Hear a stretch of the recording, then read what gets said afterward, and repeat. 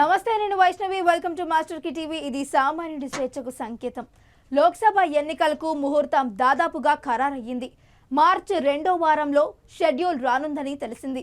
April చివరి వారం నుంచి మే 2వ వారంలోగా పోలింగ్ నిర్వహించే అవకాశాలున్నాయి. లోక్సభ ఎన్నికలు 2024 సమీపిస్తున్న వేళ భారత ఎన్నికల సంఘం కీలక ప్రకటన చేసింది. వచ్చే ఎన్నికల్లో ఓటు వేయడానికి దేశవ్యాప్తంగా 96.88 కోట్ల మంది అర్హత పొందుతున్నారని వెల్లడించారు. 19 ఏళ్ల మధ్య వయసున్న 2 కోట్ల మంది యువ ఓటర్లు ఈ ఎన్నికల్లో ఓటు హక్కును ఉపయోగించుకోనున్నారని తెలిపింది. ఈ మేరకు ఓటు కోసం నమోదు చేసుకున్నారని తెలిపింది. కాగా గత లోక్సభ ఎన్నికలు 2019తో పోలిస్తే నమోదైన ఓట్ల సంఖ్య 6% మేర పెరిగిందని తెలిపింది. ప్రపంచంలో అత్యధికంగా 96.88 కోట్ల మంది భారత ఓటర్లు రాబోయే సార్వత్రిక ఎన్నికల్లో ఓట్లు వేయబోతున్నారని ఈసీ పేర్కొంది. కాగా లింగ నిష్పత్తి విషయంలో పెరుగుదల నమోదయ్యిందని 2023లో 940గా ఉన్న లింగ నిష్పత్తి 2024లో 948కి చేరిందని వెల్లడించింది. దేశవ్యాప్తంగా 12 లక్షలకు పైగా పోలింగ్ కేంద్రాలను ఏర్పాటు చేసే అవకాశం ఉందని ఈసీ తెలిపింది. ఓటు మనందరి బాధ్యత అని అందరూ గుర్తిస్తే ఈసారి పోలింగ్ శాతం పెరగవచ్చు. డబుల్ ఓట్ల వ్యవహారం అటుంచితే నగరాలలో ఓటింగ్ శాతం పెరిగితే మాత్రం ఈసారి రికార్డు పోలింగ్ జరగవచ్చని చెబుతున్నారు. లోక్సభ ఎన్నికలలో ఓటింగ్ శాతం అనేది కొంతవరకు కీలకంగా మారిందని చెప్పవచ్చు. ప్రతి ఏటా ఓటింగ్ శాతం పెరుగుతున్నా ఇది 70% దాటడం లేదు.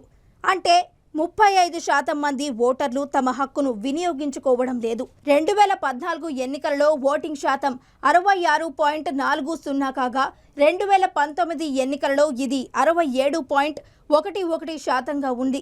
అంటే కేవలం 1% మాత్రమే పెరిగింది. తెలంగాణలో మొన్న జరిగిన అసెంబ్లీ ఓట్ల శాతం చూస్తే గ్రామీణ పట్టణ ప్రాంతాల మధ్య ఓటింగ్ శాతంలో స్పష్టమైన వ్యత్యాసం కనిపిస్తోంది. గ్రామాల్లో ఓటు వేసేందుకు ఓటర్లు ఉత్సాహం చూపి ఉదయం నుంచే బారులు తీరగా పట్టణ ప్రాంతాల్లో ఆ పరిస్థితి కనిపించలేదు.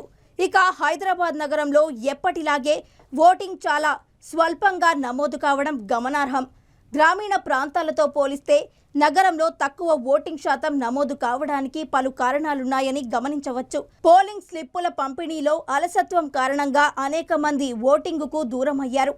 స్లిప్పులు సరిగ్గా పంపిణీ చేయకపోవడంతో తమ ఓటు ఏ బూత్లో ఉందో తెలియక చాలామంది అయోమయానికి గురయ్యారు. నగరంలోని ట్రాఫిక్ వ్యూహాలను ఛేదిస్తూ పోలింగ్ బూత్లు అన్నిటికీ తిరిగే ఓపిక లేక చాలామంది ఓటింగ్కు దూరమయ్యారని చెబుతున్నారు. అంతేకాకుండా ఎన్నికల కమిషన్ స్పష్టమైన ఆదేశాలిచ్చినప్పటికీ చాలా కంపెనీలు ఎన్నికల రోజు సెలవు ప్రకటించలేదు.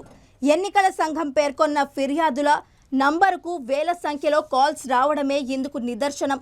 దూర ప్రాంతాల నుంచి వచ్చి నగరంలో ఉద్యోగాలు చేసుకుంటున్నారని చాలా చోట్ల ఇది పోలింగ్కు దూరంగా ఉంచింది. మరో ముఖ్య కారణం నగర ఓటర్లలో చాలా మందికి ఒక్కొక్కరికి 2 ఓట్లుండడం.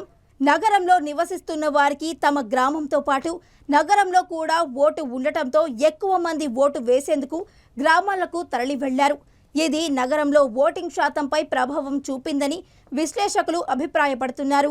మొత్తం మీద ఓటర్ల జాబితా తయారీ, వెరిఫికేషన్ విషయంలో ఖచ్చితత్వం పాటిస్తే ఈ డబుల్ ఓట్ల వ్యవహారం కంట్రోల్ అవుతోంది. దేశ ఆర్థిక వ్యవస్థ మెరుగుపడి అగ్రరాజ్యాల సరసన నిలుస్తున్న నేపథ్యంలో ఓటర్లు తమ ఓటు హక్కును వినియోగించుకుని ప్రజాస్వామ్య విలువలను కాపాడతారని ఆశిద్దాం. ఇది ఇవాల్టి స్పెషల్ ఫోకస్. మరొక అంశంతో మళ్ళీ కలుద్దాం. Until then keep watching master key TV. ఇది సామాన్యుడి స్వేచ్ఛకు సంకేతం.